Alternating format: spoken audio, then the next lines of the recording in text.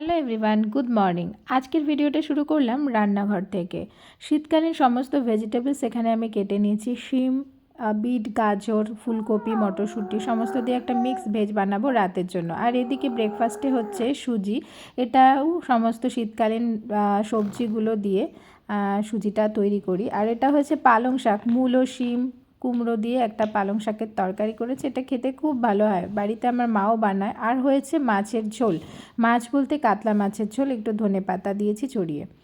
আর ব্রেকফাস্টে এই সুজিটা হবে। সুজিটা বেসিক্যালি আমরা এরকম ভেজিটেবলস দিয়ে খেতেও পছন্দ করি। আর উপর থেকে নামানোর আগে কিশমিশ ছড়িয়ে দিই, কখনো কখনো কাজু বাদামও দিই, কখনো অ্যালমন্ডও ছড়িয়ে দিই, যখন যেরকম হয় আর কি।